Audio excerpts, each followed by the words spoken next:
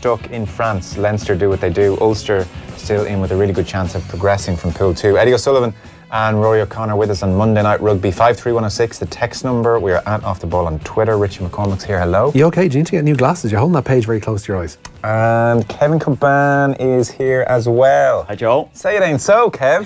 There we go. There we go. I haven't seen you in so long. Oh, it's great, isn't it? It's great. I've had a haircut and everything. Very especially. Going to a big wedding on Saturday. Looking forward to it, honest to God, can't wait. Where have you been for the last number of weeks? No, I'll tell you what I'm doing, so just see, you never know what happens at a wedding. Are you DJing the wedding now? Is that what you've been roped in to do? No, not at all. So, yeah. It's good to have you with us. It's been some time since you were in studio. Yeah, it's great. It's great to be here. No, we're thrilled to have you. So you were at Anfield yesterday alongside young Nathan Murphy. Yeah. You watched a 3-1 win, which if in truth was more of a kind of 5-0 hammering, really. 36 shots. When was the last time someone had 36 shots on goal in a game? It's outrageous. Liverpool had 36 shots. A lot were from distance, but still. But I know. Still, it was. It was a. You come away from it, you're thinking you actually feel sorry for United fans at the moment because you're going. Let's not get carried away. Well, okay then, but I think you're looking at United, and because I'm going over to virtually every weekend over the last couple of years, you're travelling over to Manchester, and you're either travelling. Just done the maths there. It's a shot every 2.5 minutes. Is it? Yeah. Is that right? Bloody hell. Jeez, that's unreal, that, isn't it? It is unreal, that. It's outrageous. What, Joe's maths? Yeah, that's probably true as well. But you're on the flight, and the amount of times that you're speaking to United fans on these flights when you're going over, and there's no. Would you stop pretending you talk to the people? You are in the VIP lounge. You're on row 1. You're out the door. Such a tool. No eye contact. Do you really believe that? Do you believe that? Yeah. Well, if that's what you think, that's fair enough. But Manchester United fans are miserable. Joe, can I just say, some people actually talk to others. We show an interest in people. That's the thing. Yeah, Richie. Sexual tension between you two. Yeah, Richie. Which is just never smooch and get it over. So yeah, it was awful watching United, and take nothing away. Liverpool were just so good. I think Liverpool are getting better. I think Liverpool are now getting to where you would expect them to be. I think because they haven't necessarily, even though the results have been going for them, they've not been hitting top gear. They've not been as good a watch as they probably were last season. Whereas now you're seeing Liverpool. They're starting to score goals in 3s and 4s. Yeah, full tilt. Last week at Bournemouth, I thought I saw them. I only saw bits of the Champions League game against Napoli, which apparently was very good again for a majority of the game. None of the conceded chances. And then Sunday, excellent, really, really good performance from them. How are that front three looking? Looking good, very good, yeah. The three are starting to come too, because you're going into the game, none of the three have scored against United. That's something that's going against them. Mourinho's record against Liverpool is very good in the Premier League, so that's something that was going against Liverpool yesterday. But Klopp, the way he gets the team motivated, he doesn't. It's just one game. Look, let's put what's happened in the past aside. I'm sure that was mentioned to every one of the players, particularly the front three. Put it all aside. It doesn't matter. This is today. You go out and play as well as you can, and we will get a result. We are better than them. That seems to be the complete opposite of what's going on at Manchester United. Is that the last 4, 5, 6, 10 games is absolutely informing everything about their mentality. It is. I think we're past the point of whether or not Mourinho gets the sack. It's just, when is it going to happen? Who do they replace him with is actually a tricky question. There's no obvious candidate who will go there. What I don't know. What do you do? And we could throw all sorts of names around. So let's say Pochettino says absolutely not. Yeah.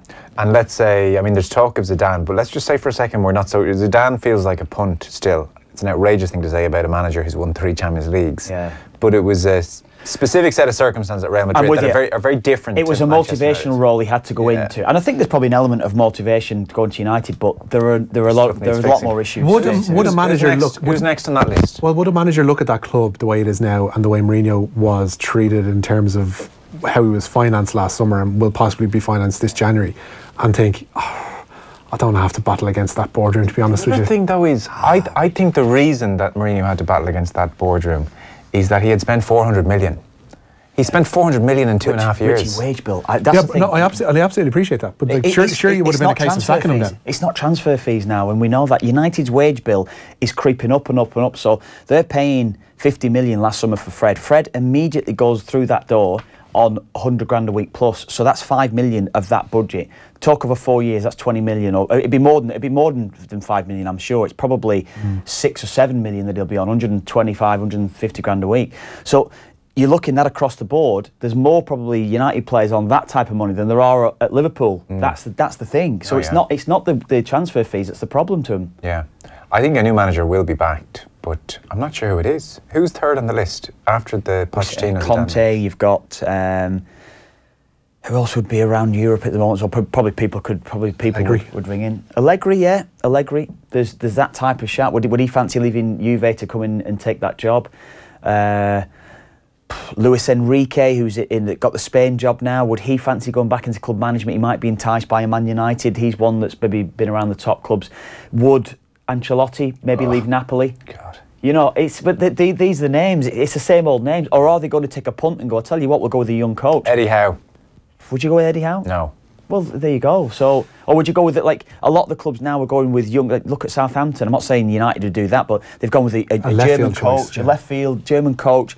Plays pressing. He will eventually start to implement a pressing style of football. Will he do that? I don't think they will. It's too much of a risk for United to do that. They have to go for a big game. But the absolute rebuilding job, regardless of who they get in, and regardless of what style that he implements on the pitch, the amount of care that needs to take place with that squad is just unbelievable. Yeah. There's so much dead wood in there. Like, you talk about players and wage bills and all that, you can talk about 4 or 5 players off the top of your head, the Marcus Rojos, even the Freds at this stage, that you could just trim away from that squad and absolutely nobody would miss. Rojo played left back against Valencia last week. He was dreadful. It's such a mishmash. So Ferguson goes and then Moyes comes in and it's a bit of a mess, buys 1 or 2 players here and there.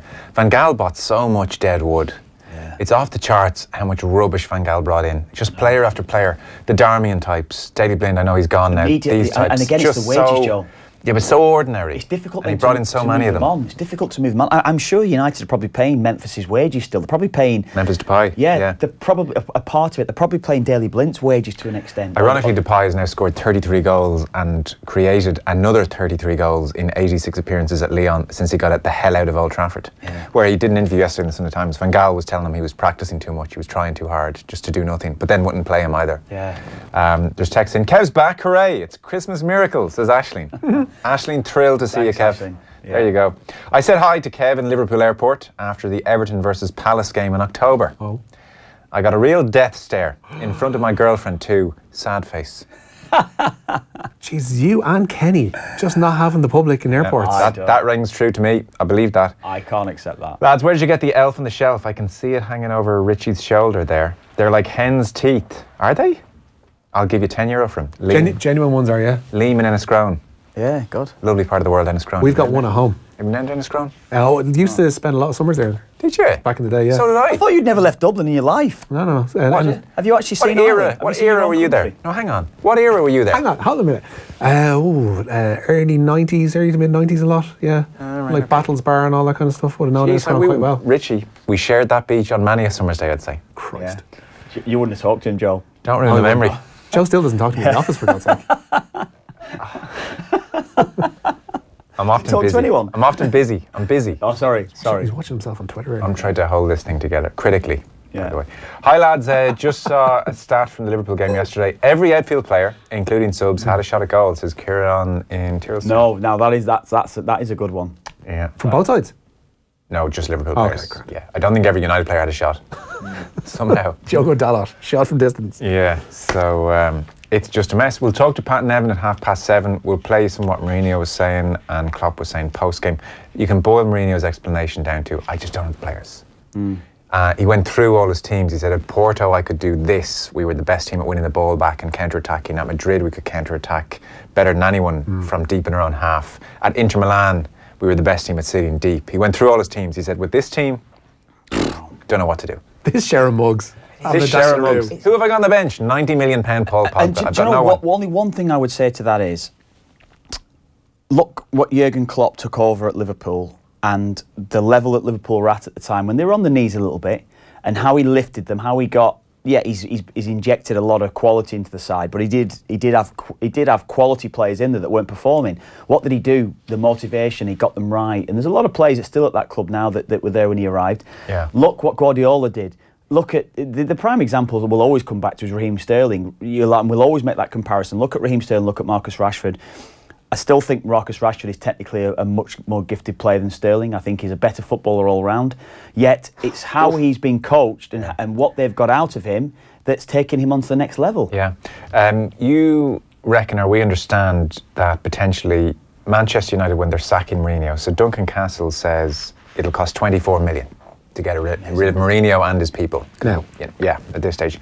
But should United exit the Champions League, then they'll save 7 million on Mourinho. He'll get 7 million less. So they could wait until March 13th, that is after the PSG game, on the assumption PSG beat them, to sack Mourinho and therefore save 7 million. Is the drudgery of the next few months worth 7 million? Well, exactly. Are you going to risk not qualifying for next season's Champions League? That's the only thing. They're 11 points. It might be just to spite him. Basically, just to shaft Mourinho. That's the only thing. Yeah, that's there was a point where Ed Woodward put his hand over his mouth and said something to Bobby Charlton yesterday. And then there was another moment where Ferguson and David Gill were in conversation, and Ferguson just started shaking his head really slowly. The parallels between United now and Liverpool early 90s, mid 90s is just incredible.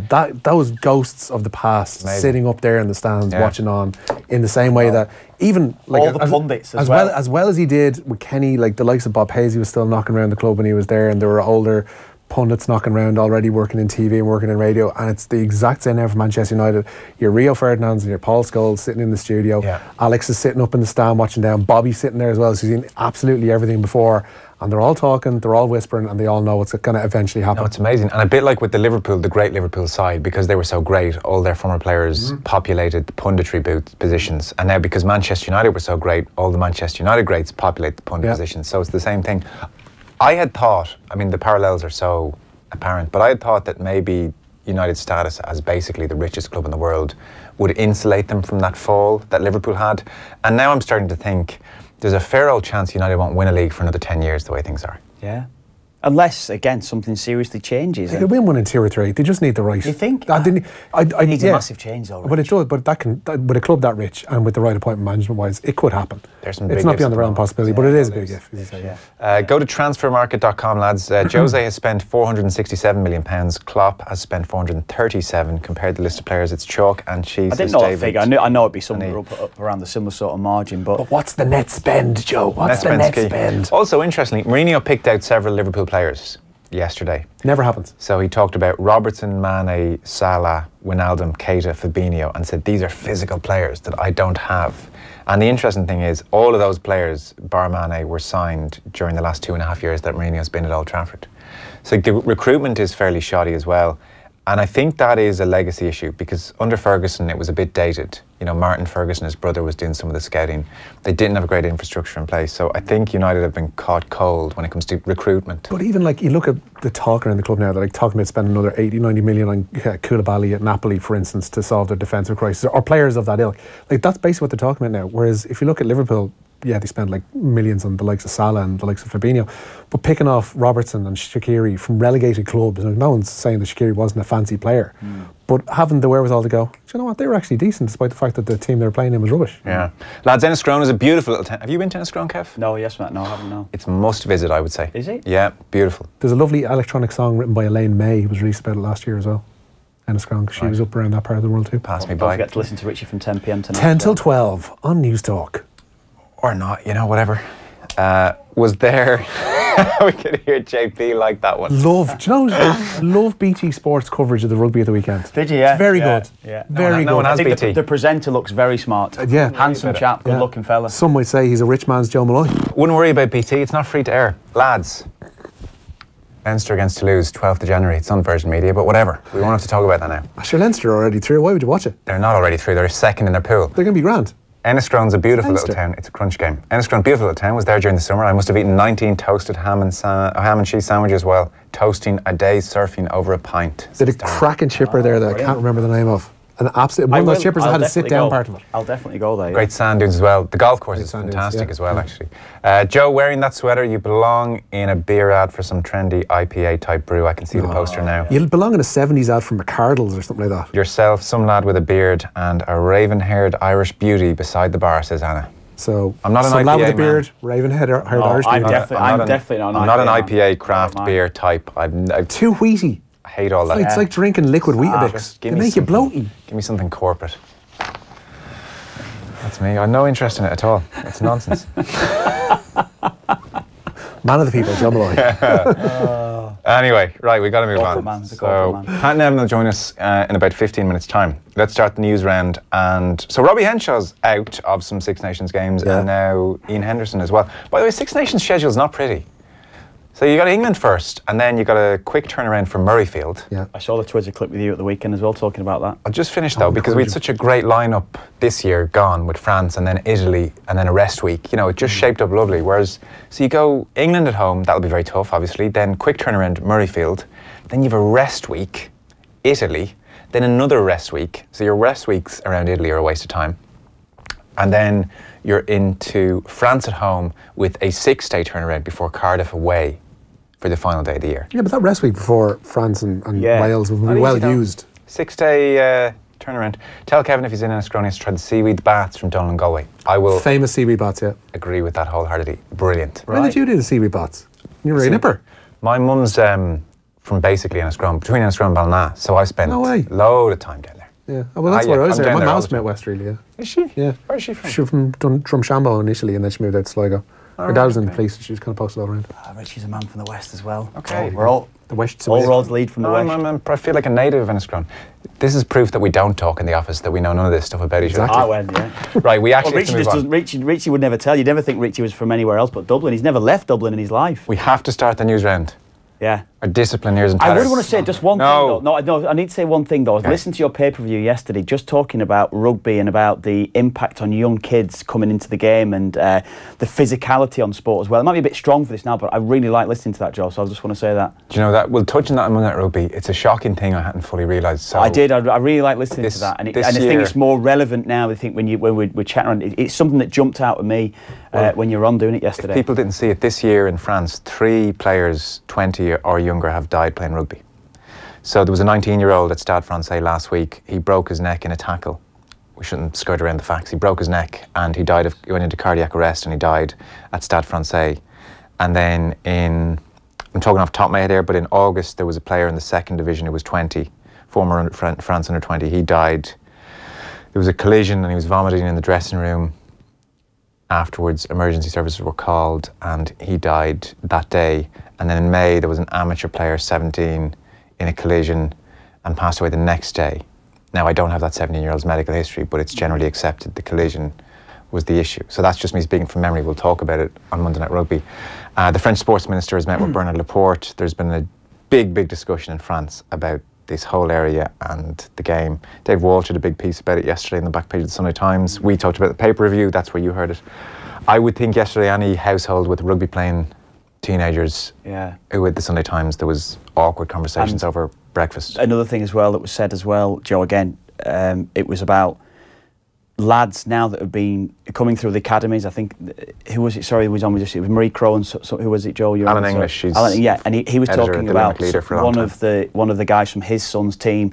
He got to a certain level and physically he wasn't up to the task. So all of a sudden we're dropping in lads from South Africa, we're dropping in lads from around the world, whatever it would be, into his position. He's deemed not after going through the system. Yeah. Now, you know what I think about this as well. I don't agree with your CJ Standers and your Bundy Akis. I don't agree with it. I don't know how it can happen. It's a separate issue, but yeah. But it's not. It's a similar sort of issue, isn't it? You're coming into it's yeah, okay. It is. Yeah. I can't get me head around it all, and it's particularly something that's jumping out with what you were saying as well about these deaths and about the physicality that's within youth rugby. It's amazing, really. It's a scary time. It is unreal. So I mean, the worrying thing is nobody has a great solution. How do you have rugby without the physicality? You know. I know. So we'll touch on that with Eddie and Rory O'Connor after 8. I think, Kev, you and I should shut up for a few minutes here and let Rich get through some stories. So what we were about to say was Robbie Henshaw out and now Ian Henderson too.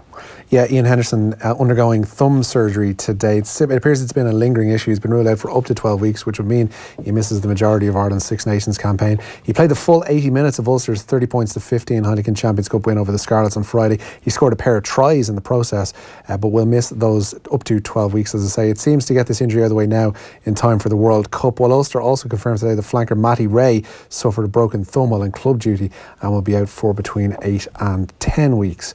The Premier League leaders will face face the current Bundesliga champions in the last 16 of the Champions League. Liverpool have been drawn to face Bayern Munich in Europe's top club competition for the first time since 1981. Elsewhere, Manchester City and Tottenham will also face German opposition. City will be away from home in the first leg of their tie with Leroy Sané's former club Schalke, while Tottenham will welcome Bundesliga leaders Borussia Dortmund to London for their first leg. That game most likely at Wembley and not Tottenham's new stadium, by the way. Meanwhile, Manchester United for their part will welcome the likes of Kylian Mbappe, Neymar and Edinson Cavani to Old Trafford, with the Jose Mourinho side facing PSG. Sticking with United manager, and the Football Association said it won't appeal an independent decision to dismiss a charge against Mourinho for using abusive language. The Manchester United boss was accused of making insulting remarks towards a camera following their Premier League game with Newcastle in October, but a commission found in Mourinho's favour and the FA won't contest that judgment. Yesterday's 3-1 loss at Liverpool leaves a major question mark hovering over the future of the United boss. United's Champions League exploits, as Joe mentioned, may have a major impact on the decision-making process surrounding Mourinho. Should he be sacked now, United will be contractually obliged to pay a fixed compensatory term to Mourinho and his team. However, Off the Ball understands that a Champions League exit in the new year will see Mourinho's compensation package reduced by £7 million. Elsewhere, do you think the players might throw the PSG game just to cost Mourinho £7 million? Can't see it anyway. You can't see the money in that, can you? You know, I would say as well, in relation to Liverpool, Van Dijk is out of that first leg as well. Yeah. Who are all the English sides going through aside from United? Spurs, Dortmund. Spurs will have a tricky. Spurs, Dortmund, yeah, I think that is a bit more 50-50, but I fancy Liverpool. I think Liverpool have got too much for Bayern. Okay, yeah, and City will go through. City, yeah, 100%, I think, yeah.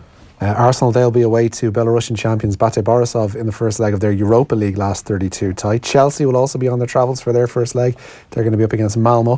While Celtic's reward for progress from the group phase is a meeting with Valencia, a side parachuting out of the Champions League for Manchester United's group. Very unlucky for Celtic there. Chris Farrell is again a doubt for Munster ahead of this Friday's Pro 14 meeting with Ulster at Kingspan Stadium. The centre missed Saturday's Heineken Champions Cup loss to Castres with a thigh injury and will continue to rehab the problem this week. However, both Darren Sweetenham and Dan Goggin are back in the fold ahead of the trip to Belfast. Former Munster forward Alan Quinlan was on this morning's OTB AM and was asked about the cynical nature of the Castres play on Saturday, particularly a late hit by Thomas Combezu on Joey Carberry. Quinlan says he would not have shown the same type of restraint that he witnessed from the current crop of Munster players. Mass discipline was a disgrace, and I thought they were a disgrace, and I've no problem saying that. And if that's the way they want to play rugby, it should be dealt with by the officials, and it should be, you know, their ambition with the ball last week in Thomond Park was deplorable, and they went out to try and beat Munster up. And but they won. People will say, yeah, they won. Yeah, people will say, yeah, like you say, well, Munster should have managed the game. They should have fought fire with fire. Times have changed a little bit. I guarantee if one of the Munster players steps up and punches someone or late tackles someone, they'll get picked up for it. But they'll still be regretful. Take all those incidents out of the game and they'll still be angry and frustrated that they didn't play the game. We'll get thoughts from Eddie O'Sullivan and Rory O'Connor after 8 o'clock. Rob Kearney returns to Leinster training this week, having missed Saturday's Heineken Champions Cup thrashing of Bath at the Aviva. The fullback missed that game with a dead leg, though Kearney remains a doubt for this Saturday's Pro 14 meeting with Connacht. However, he will train with the squad this week. New Laois hurling manager Eddie Brennan has voiced his frustrations at assembling his panel for 2019. The O'Moores were beaten 223 to 118 by Carlow in the Walsh Cup at the weekend. And speaking to our colleagues at Midlands, Brennan pointed towards the reluctance of a number of players to join up with the senior Laois panel under his stewardship. It's very disappointing. It's something I just do not get. I just can't understand why lads would not want to hurl for the county. To me, if you excel with your club, there should be a drive and a graw to do that. And I think it's something that, I suppose I said it from the start when I came in here, I think it's something that has to be challenged a little bit. I think it's I don't know, that frustrates me. But if lads don't want to come in, I said to them all, anyone I spoke to, there was no gun to anyone's head. There was certainly going to be no pressure from my end of things. I don't think anyone should be begged to come in and play for their county. He might understand it, but it's a raw deal at county level now. You give so much of your time, you sacrifice your career, you sacrifice your family life. If you're playing for Laois, realistically, what are you going to achieve is what the players are saying to themselves.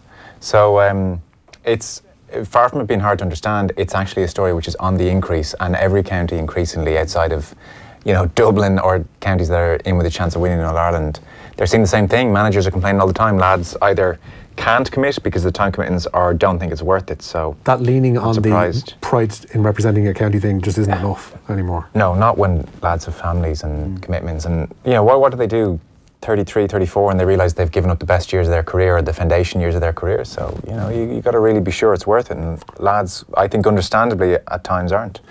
Good news for Louth today. The County Council there have today given their backing to Louth GAA's purchase of a 10-acre site for the building of a new county ground. An €8 million, 12,000 capacity stadium is to be built close to Dundalk IT. The news comes as a massive boost to the Louth County Board after negotiations surrounding an expansion of the Gaelic grounds in Drogheda had collapsed earlier this year. One final story. Liverpool have led the well wishes for Michael Robinson, who's announced he's suffering from an incurable form of cancer. The former Republic of Ireland striker says he has advanced melanoma skin cancer. Robinson made the news public on radio in Spain, where he spent the last 3 decades working, adding he's determined to beat the disease. Sad news, wish him well. Yeah, ex-Preston man as well, played for Preston North End, of course. I've met him a couple of times, I don't really know him, but yeah, that's very sad news, very sad news. That's the news round done for this evening. We'll take a short break. Pan Evans is going to join us on the far side and we'll talk Liverpool United. Off the Ball on News Talk. Thanks to Screwfix.ie, championing the trade with a choice of over 20,000 quality trade products. News Talk Breakfast